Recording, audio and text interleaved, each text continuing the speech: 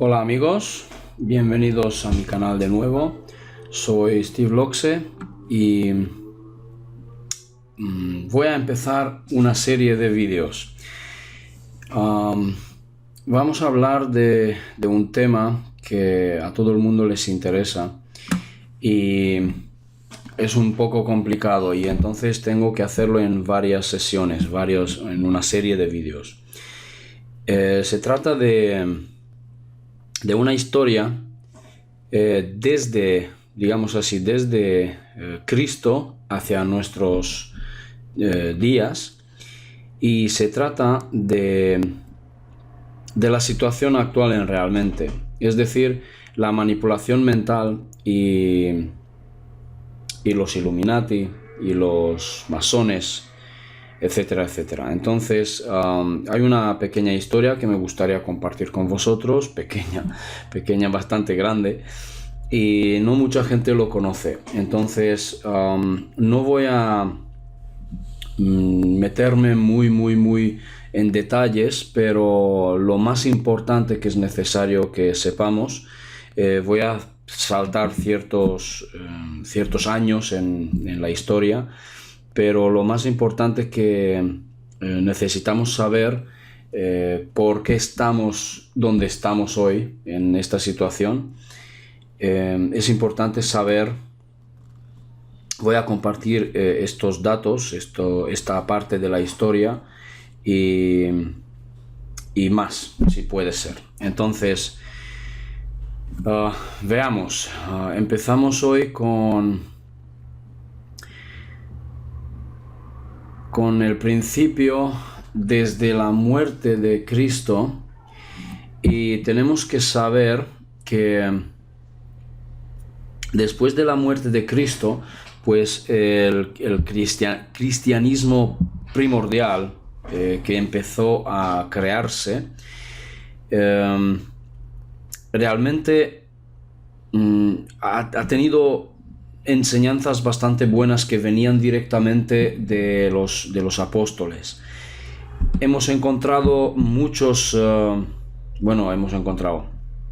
antiguamente se encontraron muchas escrituras, también en griego antiguo, y tenemos que saber que hay unas escrituras que están ocultos al público, y bastantes escrituras. Yo conocí a un traductor oficial del Vaticano en persona, italiano, que se llama Mauro Villino. Él trabajó para el Vaticano para traducir textos originales desde el griego antiguo. Y cuando él descubrió que estos textos no dicen lo que dice la Biblia, sencillamente dejó este trabajo. Y yo le conocí el año pasado y quedamos en contacto, y realmente él cuenta, hoy en día hace conferencias en todo el país, en toda Italia, y va diciendo realmente la verdad, lo que dicen estos textos. ¿Qué pasó? Realmente estos textos relevan unos secretos impresionantes. Entonces, veremos. Hay algunos textos incluso que se encontró por parte de unos señores que se llamaron caballeros templarios, que se pusieron al servicio de la iglesia recién formada. Entonces, lo que ocurrió es que estos señores encontraron textos que eran tan importantes, ¿okay?, que podría liberar a la humanidad. ¿Okay? Vamos por partes y intentaré dar unos detalles. Cuando la iglesia recién se forma, apenas tiene unos años, aparecen unos señores, en realidad 9 en número, y se ofrecen a la iglesia para entre comillas diría, ir a resguardar, a cuidar el camino de los peregrinos que van a la Tierra Santa para visitarla. Y estos señores eran como condes, ciertos de alto rango, personas de alto rango que tenían muchas tierras, tenían castillos, animales, ganado y todo eso. Lo que hacen estos señores es que entregan todos sus bienes para la iglesia, porque la iglesia recién formada no tenía nada. O sea, no tenía dinero, no tenía nada, no tenía apenas discípulos tampoco, es decir, ni creyentes. Era muy primordial aún.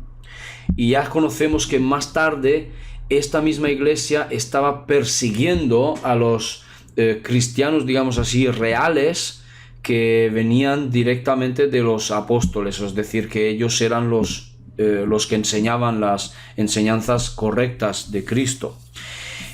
Por lo tanto, la iglesia necesitaba dinero, necesitaba tomar el control sobre esa tierra santa.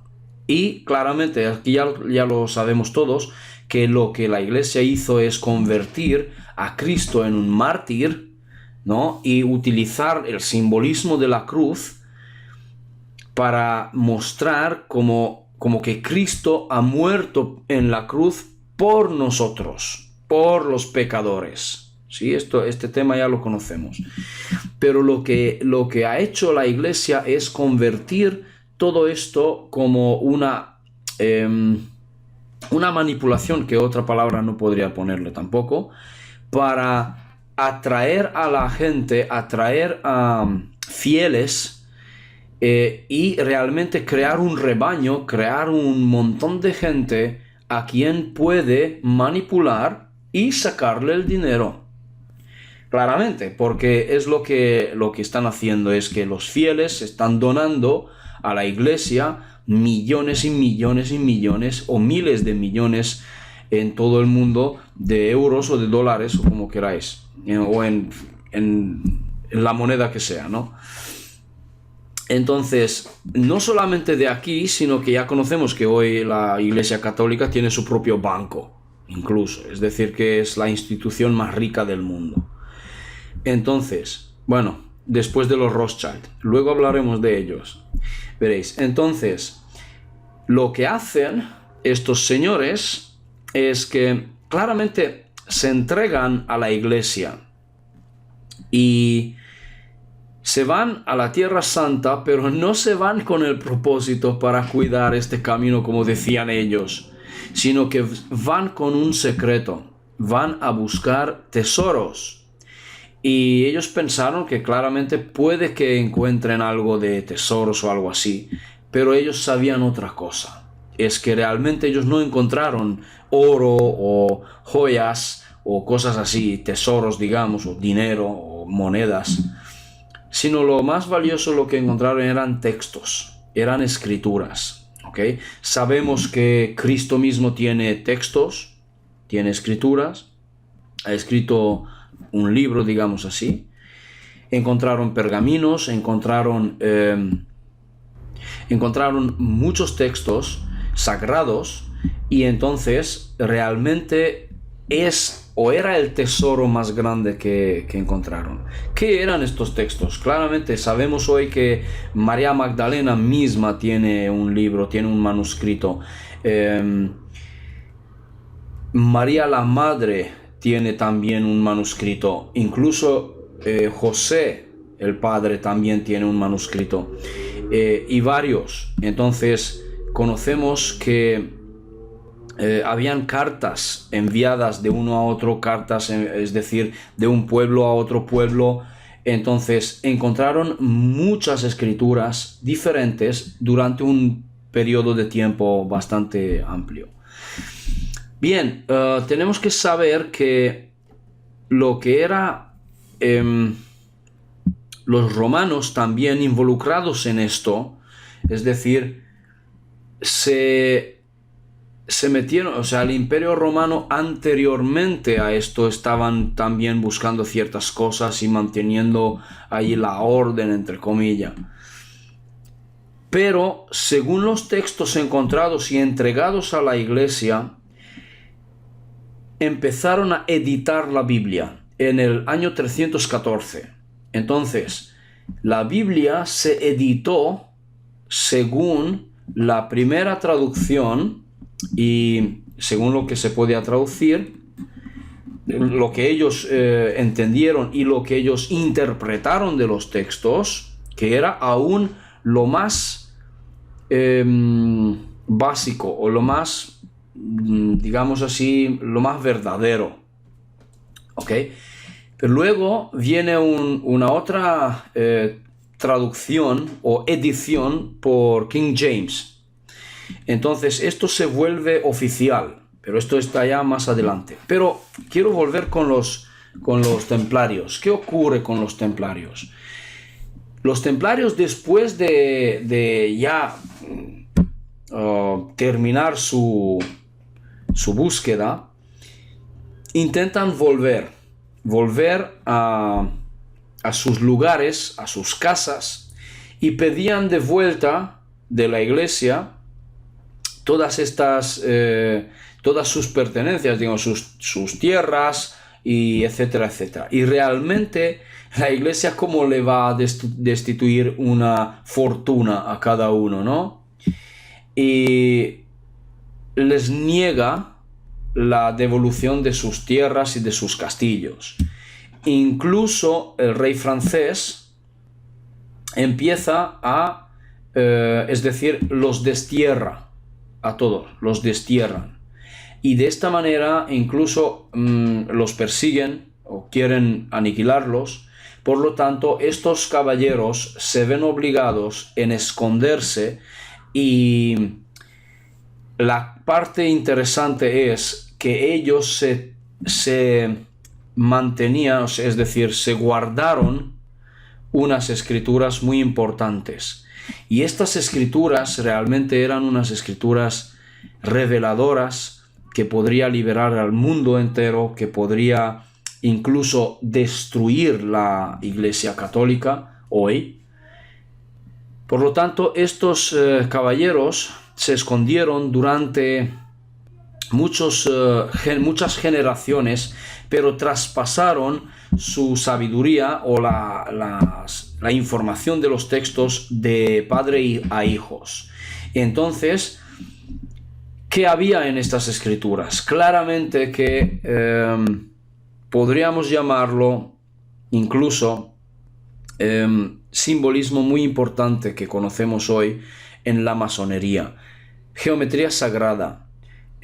Incluso desde un punto de vista o con un lenguaje más antiguo, podríamos llamarlo una física cuántica primordial, ¿sí? Entonces, lo que había allí era magia, era alquimia, era mucha información de cómo crear realmente. Y bien, estos mismos templarios, cuando se esconden, claramente que no pueden libremente transmitir la información al pueblo, porque era su primordial propósito, para que el pueblo, el mundo entero, sepa lo que hay allí, que ellos se enteren que nosotros somos creadores, ¿no? Entonces lo que ocurre es que ellos se han visto obligados a crear como sociedades secretas para mantener esto secreto, porque si no, entonces a ellos los cazan y los exterminan a todos. Por lo tanto, se mantuvieron secreto todo el rato durante siglos.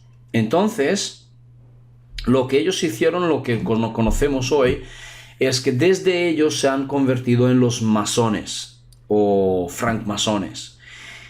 Y realmente ellos son aquellos que empezaron a construir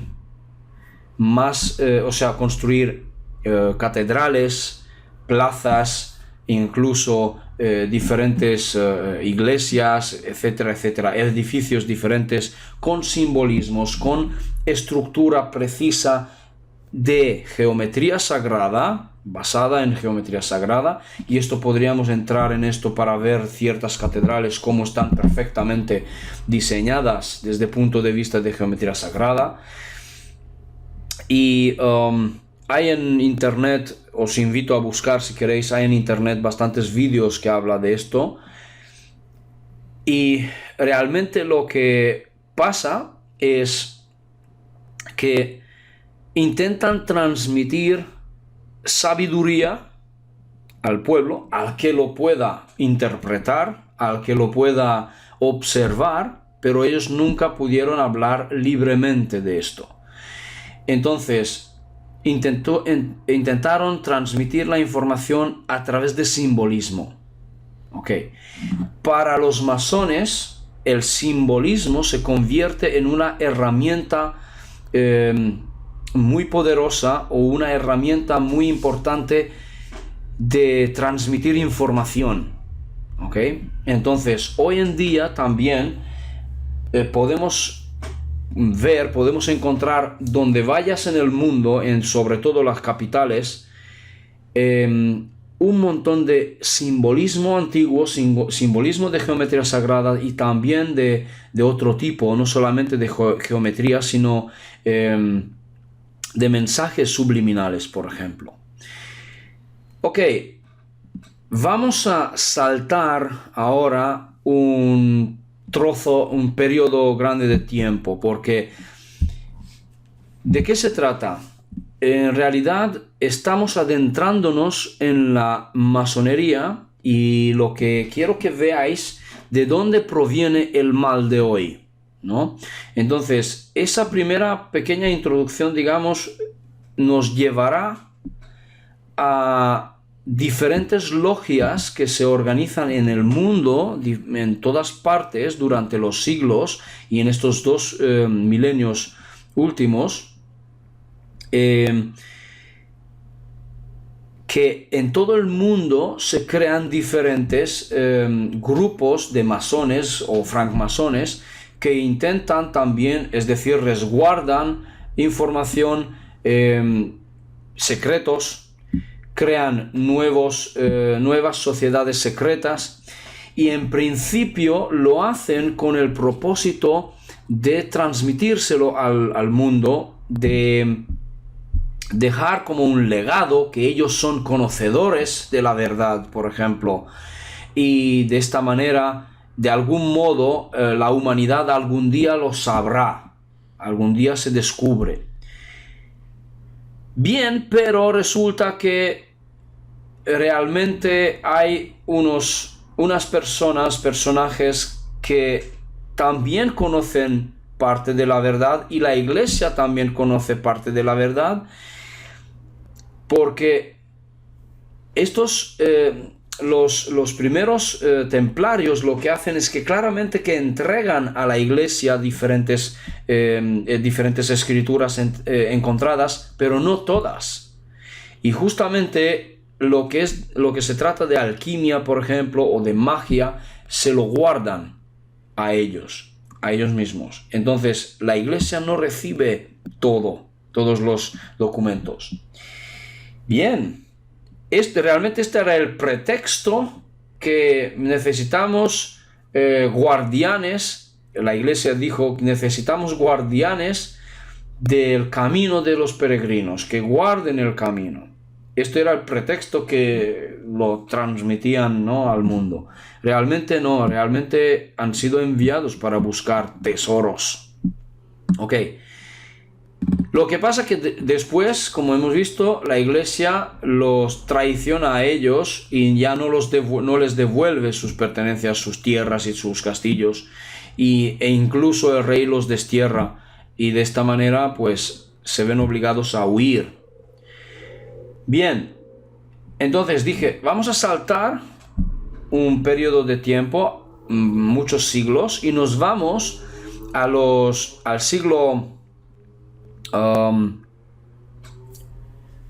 XVIII. Vamos al siglo XVIII y tenemos que hablar de la familia Rothschild.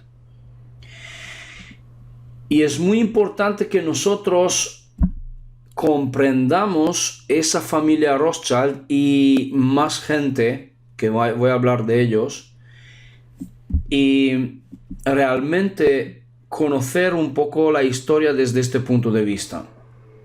Ok, si queréis, yo voy a resumir en parte porque es bastante amplio, pero si invito a todo el mundo, si quiere, buscar en internet porque hay mucha información. Yo he decidido resumirlo para que rápidamente todo el mundo pueda acceder a ello, ¿no? Y entenderlo un poco más. Y os pondré algunas imágenes también. Ok, veamos. A ver. Sí. Empezamos en el 1743, cuando Amschel Moses Bauer, que es realmente el fundador de la dinastía de los Rothschild, o Rothschild, con algún acento diferente. Veamos, la familia Rothschild, conocida como Casa Rothschild también o simplemente los Rothschild, es una dinastía europea de origen judeo-alemán. Es decir, fijaos que hay un sangre judeo en ellos, ¿vale? Por eso vamos a entender cómo es que los judíos hoy están, ¿no?, al poder. Ok, judeo-alemán, ok, de cuyos integrantes fundaron bancos e instituciones financieras a finales del siglo XVIII, ¿okay? Y que acabó convirtiéndose a partir del siglo XIX en uno de los más influyentes linajes de banqueros y financieros del mundo. Okay. A 5 hermanos de la rama austríaca de la familia se les otorgaron baronías hereditarias del imperio de los Habsburgo por el emperador Francisco I de Austria en 1816. La rama británica de la familia fue elevada a la nobleza por la reina Victoria. Ok, en 1743, Amschel Moses Bauer, orfebre de profesión. Los que no saben qué es orfebre, es un diseñador, digamos así, que trabaja como, digamos, ¿cómo se diría esto en castellano? Un artista realmente que trabaja en oro y en plata, o sea, en la mayoría de los casos, y crea como adornos en utensilios o en diferentes, no sé, herramientas o incluso, antiguamente incluso vajillas, ¿no? Y en fin, era su profesión. Ok, veamos. O sea, Amschel Moses Bauer,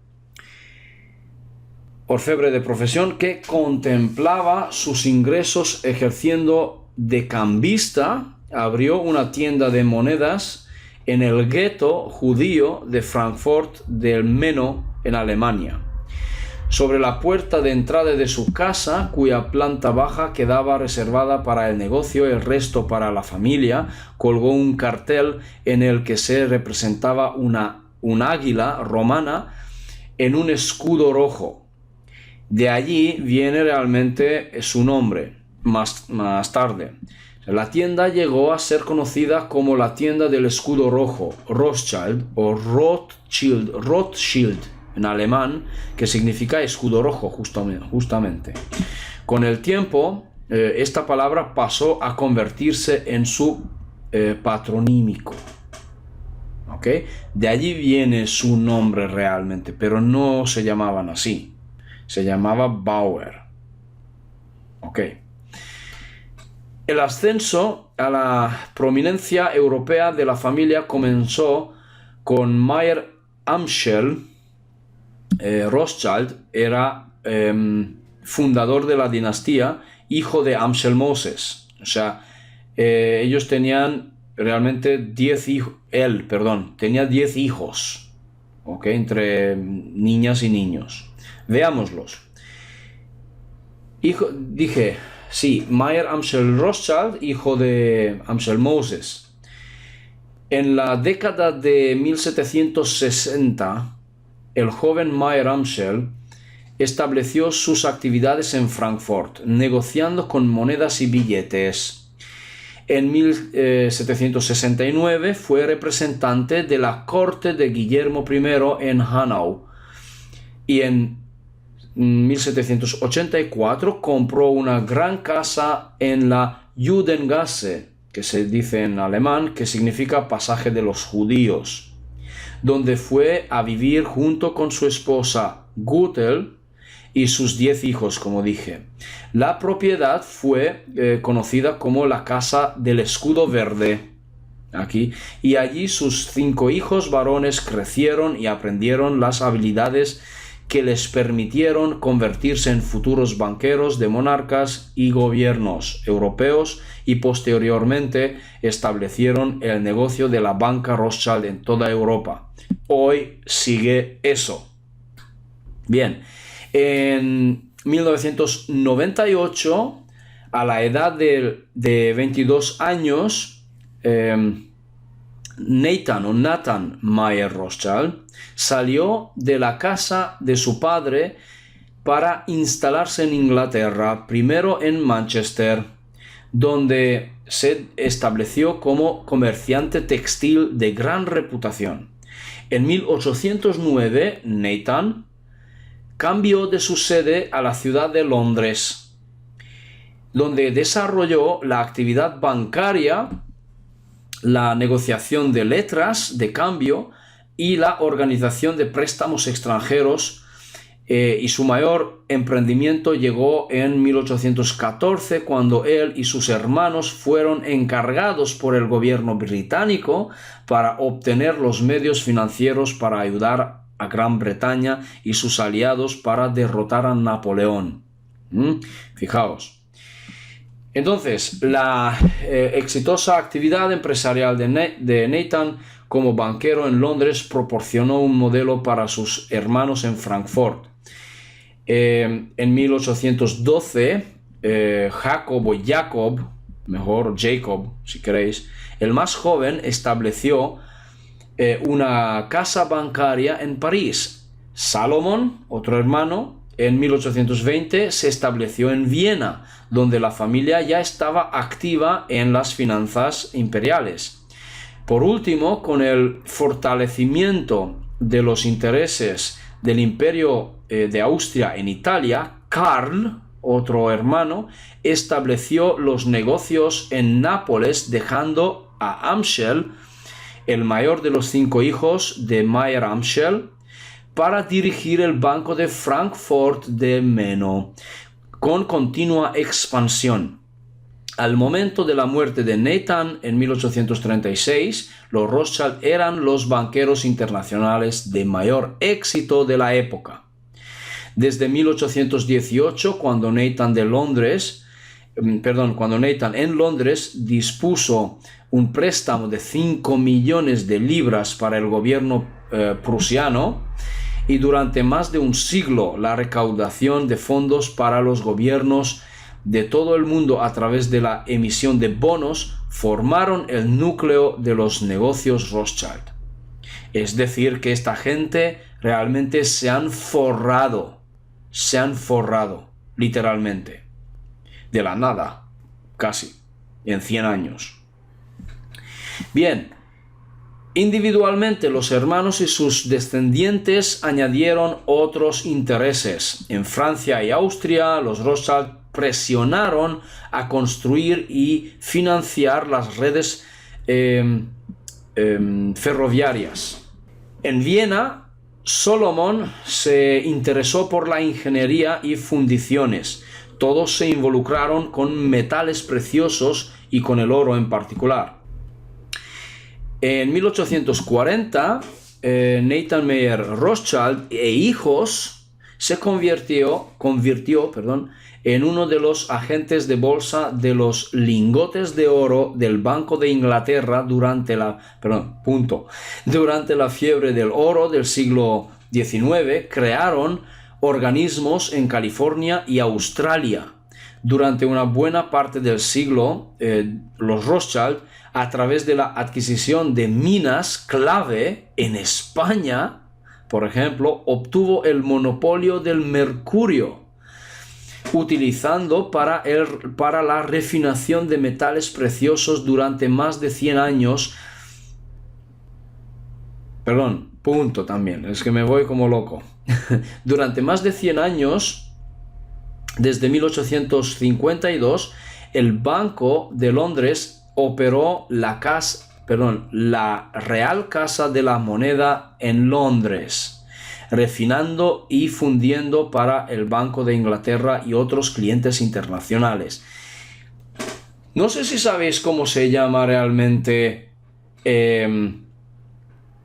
lo que es también en Londres la bolsa del oro, que se llama realmente London Bullion Market. Entonces LBM. Si queréis buscar realmente el precio de oro, hay que entrar allí. En internet podemos encontrar London Bullion Market y podemos ver el curso oficial del oro, ¿ok? De oro refinado puro. El ritmo creciente de la industrialización en Europa trajo nuevos desafíos para los Rothschild. Los franceses tomaron gran interés en la explotación minera de metales básicos, particularmente cobre y níquel. Y en Inglaterra, los Rothschild respaldaron un nuevo emprendimiento, The Exploration Company, la compañía de exploración, para buscar fuentes de minerales alrededor del mundo. Ahora, aquí voy a hacer un paréntesis. Yo he trabajado varios años como en comercio internacional, como agente intermediario, digamos así. Y varios productos que hemos tocado, uno de ellos era oro, proveniente de Ghana, de África. Otro producto era, por ejemplo, cobre, en gran parte, cobre, y también ánodos y cátodos de cobre, unas planchas bien grandes de cobre. Por otra parte, hierro también, minerales diferentes también. También hemos tocado como carbón para quemar. Realmente nunca salió nada. Es interesante. Hasta mucho más tarde que me doy cuenta de toda esta historia y luego veo, pero si esto es una mafia. Nosotros realmente, como intermediarios, como una empresa intermediaria de conexión entre vendedor y comprador, realmente porque era una empresa de consulting, nunca conseguimos cerrar ningún trato con ninguno, en ningún tipo de estos materiales. ¿Por qué? Porque realmente todo esto es, digamos así, todo era una farsa. Es decir, gente que venía ofreciendo que yo tengo oro, por ejemplo, otra gente que venía que quería comprar, pero no tenía dinero, y el otro no tenía el oro. Realmente, ¿cómo hemos podido pensar que esto es posible hacerlo por gente pequeña, digamos así, cuando todo esto está controlado por los Rothschild y los bancos? Todo esto está controlado por ellos. Entonces, gente pequeña no consigue hacer ninguna transacción, ninguna. Entonces, aún sigo en contacto con algunos de mis contactos de vendedores o de compradores y realmente no sale nada, no consiguen cerrar ningún trato, porque todo esto está controlado por los grandes. Es una mafia. Entonces, mejor olvídense. Dejadlo, yo lo dejé. Está mejor. Vale, sigamos entonces. Con la financiación para la creación de De Beers en 1887, los Rothschild también invirtieron en la explotación minera de piedras preciosas en África y en la India. También durante un tiempo, junto con los Nobel, que estaban en la vanguardia del desarrollo de campos petroleros en Bakú y en Batum, en el sureste de Rusia. Se involucraron en la industria del petróleo también, fíjate. Y aquí, si nosotros podemos mirar ahora la casa de los Rockefeller, porque más adelante hablaremos de ellos también, pero no en tan grande parte. Por eso están tan vinculados estas dos familias, por el petróleo, ¿ok? Solo un inciso.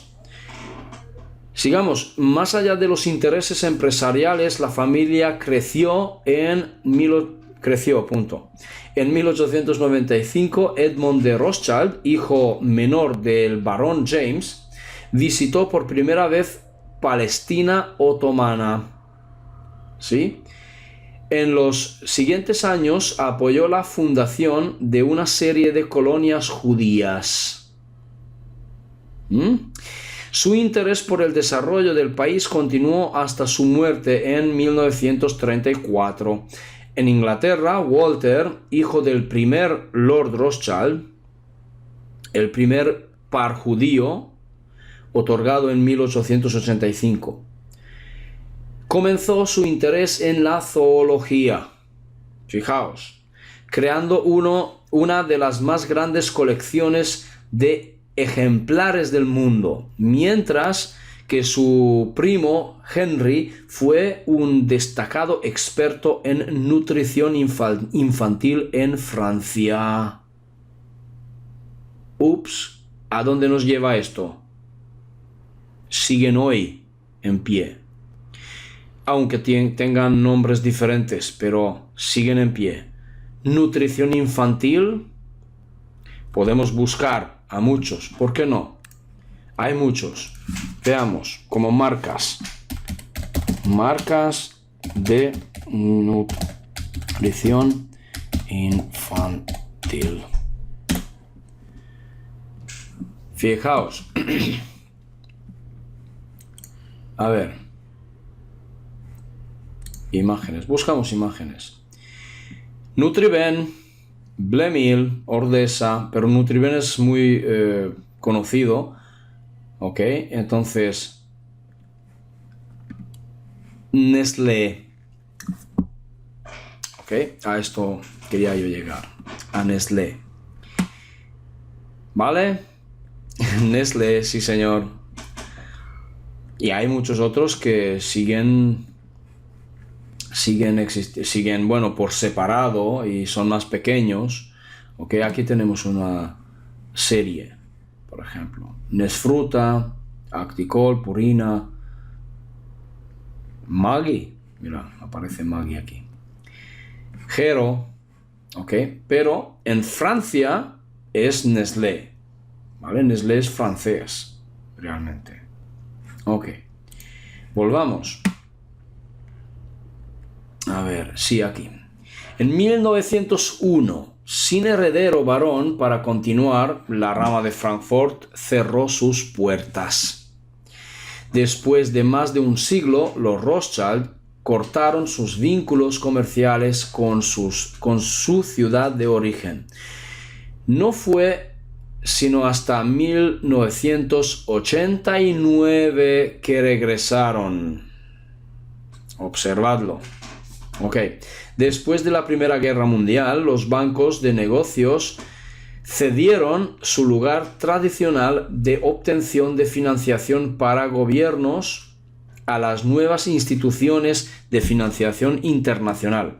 Los bancos Rothschild se reencauzaron lentamente hacia la obtención de financiación para empresas comerciales e industriales.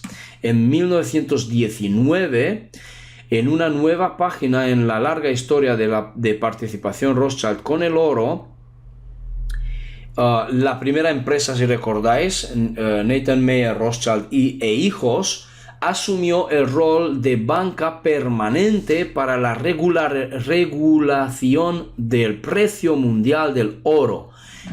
Realmente ellos fundaron, aunque no directamente, pero en Londres, porque es allí donde empezó todo, ellos fundaron, o está bajo su mando, la LBM, London Bullion Market, ¿sí? Entonces, a ver, ¿dónde lo dejé? Así, la crisis financiera mundial de 1929 trajo problemas no menos importantes en Austria, ¿ok? Donde Luis Nathaniel de Rothschild realizó un poderoso esfuerzo para apuntalar el Kreditanstalt, así en alemán, el mayor banco de Austria, para evitar el colapso, ¿sí? Menos de una década después llegó una marea oscura en 1938. Los intereses austriacos de los Rothschild fueron arrebatados por los nazis, poniendo fin a más de un siglo en el corazón de la banca en Europa Central. En Francia y Austria, la familia se dispersó durante la duración de la guerra. Ok, esto es, me parece que es la Primera Guerra Mundial. No, es la segunda por los nazis, me dice. Pero es antes de la guerra. Sí, el 29. 38, muy bien. La recuperación en Europa de la posguerra fue lenta. Después de la Segunda Guerra Mundial, muchas de las mansiones y colecciones pasaron a manos del sector público en algunos casos, y en otros los bienes fueron incautados. Los negocios entonces se centraron en Londres y la sede en París tenía que ser restaurada. Ok, en la década de 1960 comenzó la recuperación y exploraron nuevas vías. En conjunto, los bancos británicos y franceses se comprometieron a seguir desarrollando su funcionamiento en los Estados Unidos, lo que con el tiempo llegó a ser Rothschild Inc. Incorporated. En Londres, igual que antes, Nathan Mayer Rothschild e hijos tuvo un papel anticipado en los nuevos mercados de eurobonos. ¿Ok? Si conocéis el tema de los bonos, solo deciros que, por ejemplo, un país o un gobierno, cuando necesita dinero, lo que hace es que emite un bono a cambio de dinero. Entonces, ese bono tiene un valor que está escrito allí. Entonces, ese bono se entrega al banco o, por ejemplo, a la Reserva Federal, por decirlo así. Y la Reserva Federal o el banco entrega tanto dinero al Estado, no al gobierno, perdón, al Estado. ¿Ok? Del cual digamos que el Estado pues supuestamente se administra y lo gasta donde haga falta en el país. ¿Ok? Bien, entonces sigamos. En 1963 Edmund James de Rothschild creó la Compagnie Financière Edmond de Rothschild, con sede en Suiza. Su inicio como casa de capital de riesgo no demoró expandirse como banco de inversión y corporación de gestión de activos. Sabemos que en Suiza, de allí, pues se desarrolló y se crearon varios bancos muy fuertes, y uno de ellos es, por ejemplo, el UBS y también el HSBC. ¿Okay? Es decir, que son bancos muy grandes. También, bueno, el Banco Nacional de cada país es otra cosa. O Credit Suisse, pero Credit Suisse es mucho más pequeño. Pero lo que es internacionalmente uno de los más grandes son estos dos, UBS y la HSBC. ¿Ok? Estos dos bancos. Bien, sigamos. Entonces, ¿dónde lo dejé? Aquí. En 1981, la Casa Rothschild en París fue nacionalizada por el gobierno socialista del primer ministro Pierre Mauroy, si lo digo bien, bajo la presidencia de François Mitterrand. Pero en 1983, David de Rothschild creó el banco Rothschild & Cie. ¿Okay? El sucesor manteniendo su posición como casa de inversión líder. La década de los 80 dio a luz al fenómeno internacional de las privatizaciones, en el que los Rothschild participaron desde un principio en más de 30 países en todo el mundo. Hoy hay oficinas de la Casa Rothschild, se expanden en más de 40 países alrededor del mundo. Ahora, lo que aquí no nos dice estos vínculos con estos bancos, no nos dice porque quizás no sé por qué, pero realmente hay vínculos digamos así, cada banco en el mundo responde a un banco más superior, es decir, al Banco Central, por ejemplo. Cada banco pequeño, aunque sea la caja de aquí, caja rural o quien sea, responde a un banco central. Este banco central del país también responde a un banco más alto, por ejemplo, al Banco Europeo, digamos. Y el Banco Europeo responde al Banco Mundial o a la FMI, o también a otros, que es, por ejemplo, la Reserva Federal. ¿Ok? Es decir, que hay bancos que, digamos así, a la vista no están vinculados al nombre de Rothschild, pero son de Rothschild igual, porque responden por otro lado, por otra vía, a los Rothschild. Hoy, me refiero hoy, no en aquellos momentos, quizás. ¿Ok? Porque habían otra gente muy rica que también han fundado bancos diferentes.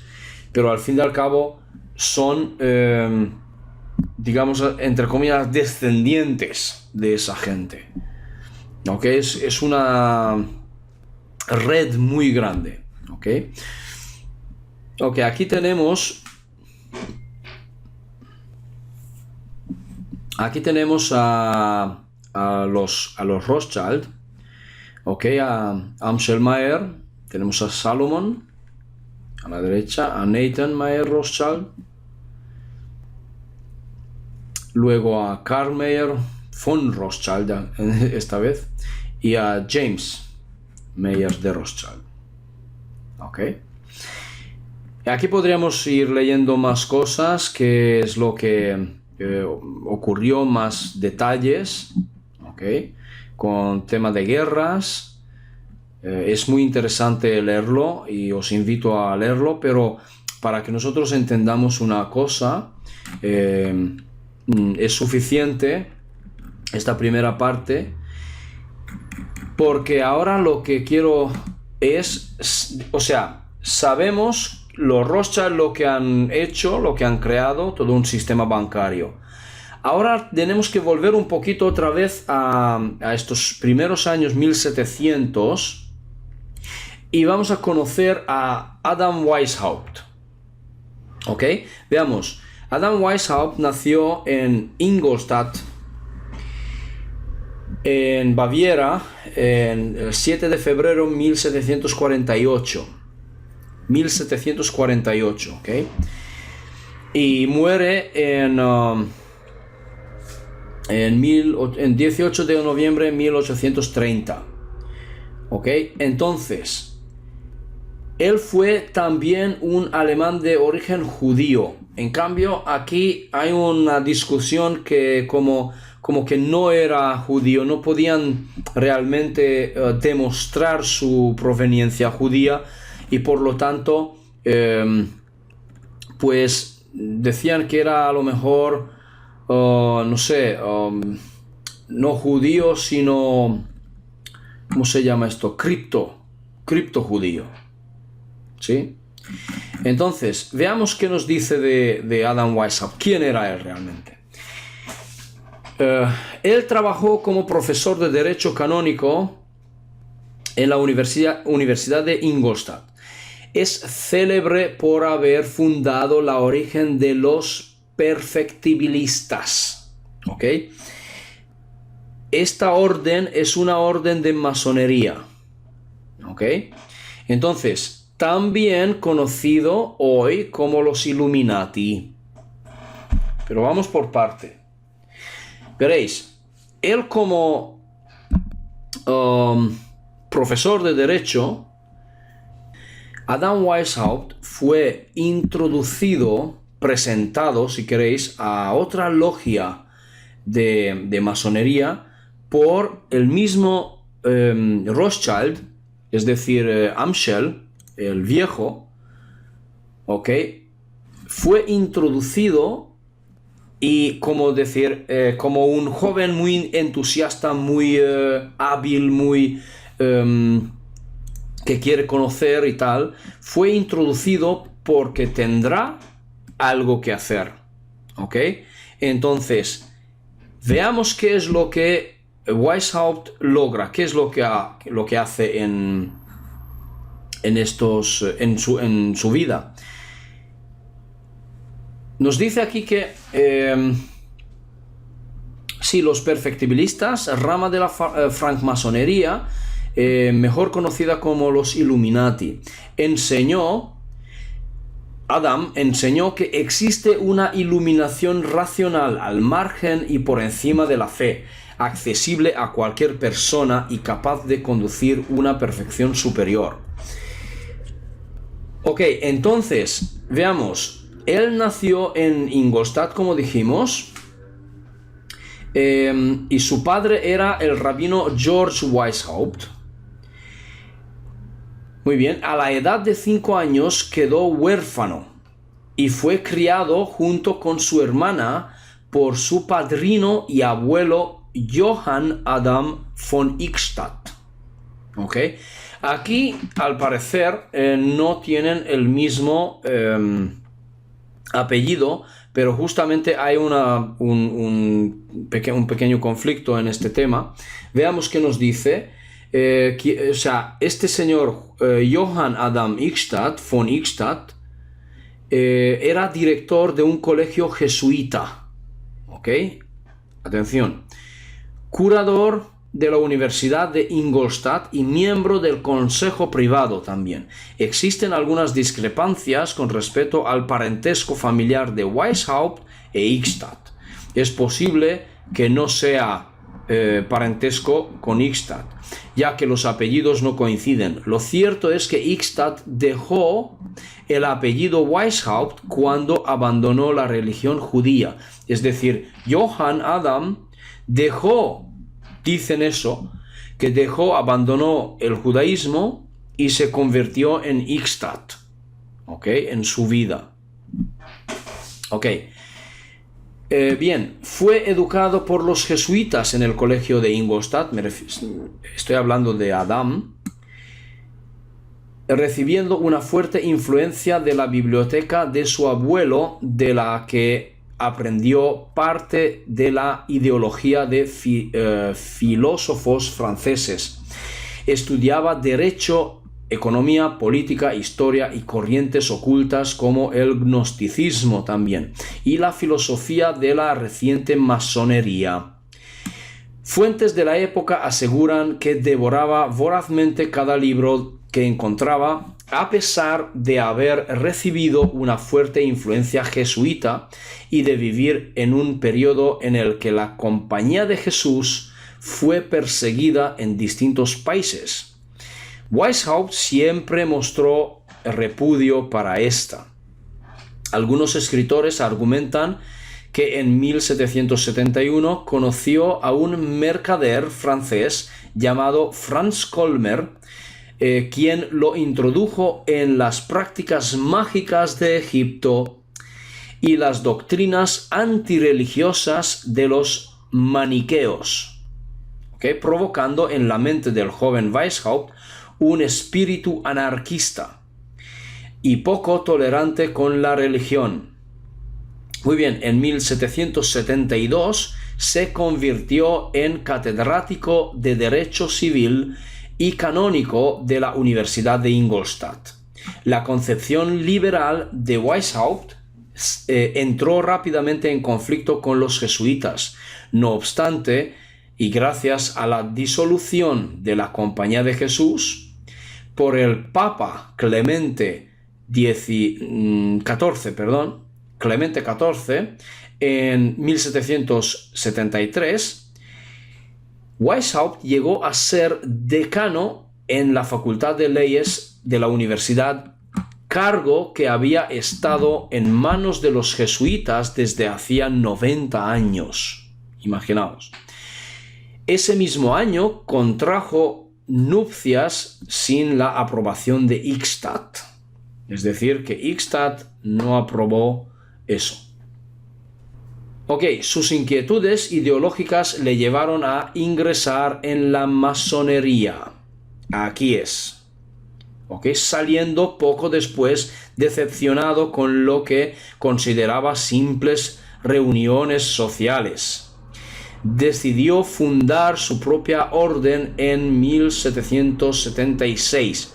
Es decir, que no le gustó la primera vez como él encontró en la masonería normal, sí, antigua.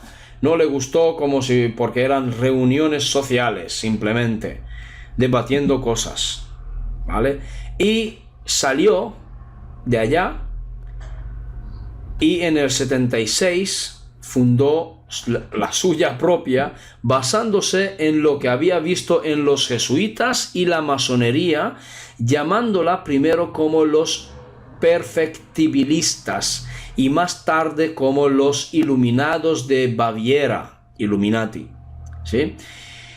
Que es como conocemos a la orden hoy en día. Weishaupt tomó el sobrenombre de Spartacus, ya que se decía que el liberador de la conciencia humana, aproximadamente, arrebatando al hombre de los dogmas y las religiones que lo esclavizaban. Suena bien, ¿no? ¿Verdad?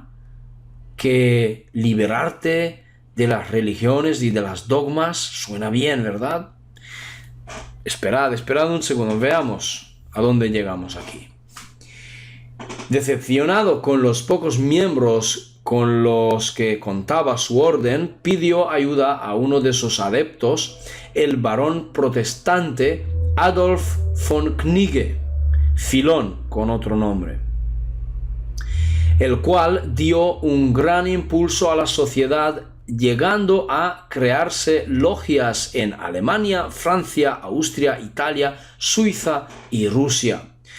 Von Knigge abandonó la orden en 1784, no pudiendo soportar más la pedantería dominante de Weishaupt, que con frecuencia recurría a malas formas, dice él.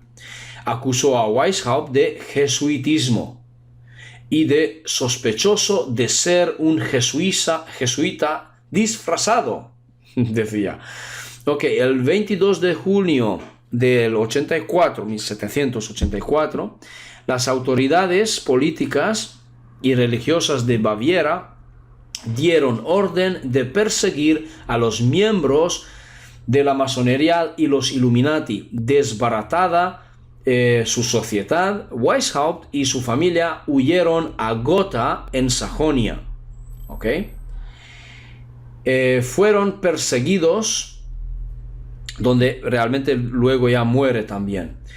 Fueron perseguidos ya que se descubrió documentación, fijaos, en la casa de Weishaupt, que pretendía dominar todas las facetas de la masonería, derrocar a las monarquías de Europa y acabar con la Iglesia Católica, usando los mismos métodos que emplearon los jesuitas para defenderla de los protestantes.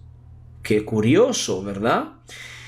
¿Qué más? Recibió ayuda del duque Ernesto II de Sajonia, Gotha, Altenburg, ¿ok? Que vivió entre 1745 y 1804.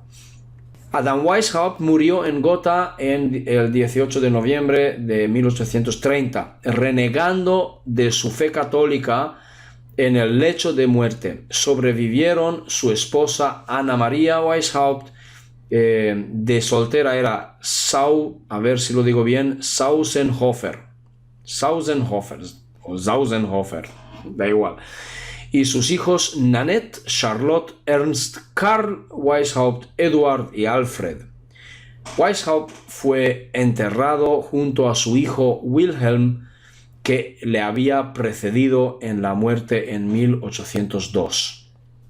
Veamos qué nos dice de los Illuminati. Los Illuminati, aquí hay una cita de Adam mismo. En un momento, sin embargo, cuando no había fin de hacer juego y de abusar de las sociedades secretas, pensaba usar esta flaqueza humana de un objetivo real y digno en beneficio de las personas. Yo quería hacer hacer lo que los jefes de las autoridades eclesiásticas y seculares deberían haber hecho en virtud de su oficio. Adam Weishaupt. Él proponía que lo hacía en beneficio de las personas, de la humanidad. Sí, pero veamos con qué fin, o sea, a través de qué métodos, ¿no? Y aquí vemos una cosa, algunos de los manifiestos describen así las 6 metas a largo plazo de los Illuminati. Y es lo siguiente. 1. Abolición de la monarquía y de todo gobierno gobierno organizado según el antiguo régimen, lo que entonces existía, pero hoy no ha cambiado mucho tampoco, ¿ok? Supresión de la propiedad privada, fíjate, es decir, como que todo es de todos, ¿no? Aproximadamente así. Privada de los medios de producción para individuos y sociedades, con la consecuente abolición de clases sociales. Imagínate. Abolición de los derechos de herencia en cualquier caso. Claro, no podías heredar de tus padres. Destrucción del concepto de patriotismo y nacionalismo y sustitución por un gobierno mundial y control internacional. ¿Ok? Abolición del concepto de la familia tradicional y clásica. Imagínate esto. Prohibición de cualquier tipo de religión. Bueno, esto no estaría mal, digamos, porque realmente la misma religión es un lavado de cerebro, no es otra cosa. Esto podríamos decir, a este punto podríamos aceptarlo, pero ¿cómo podría yo, estar sin familia? No, la familia es muy importante realmente para un niño, crecer en familia. ellos, bueno, pretendían abolir el concepto de la familia. Entonces, ¿cómo se llamaría la familia si no familia? ¿No? En fin, vamos a ver. ¿Qué más dice aquí? Es decir, prohibición de cualquier tipo de religión, sobre todo la de la Iglesia Católica Apostólica Romana, estableciendo un ateísmo oficial.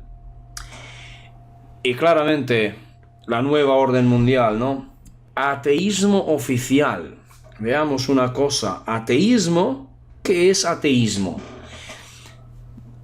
Significa sin, porque la palabra ateo viene sin Dios. Teo es Dios, Deo.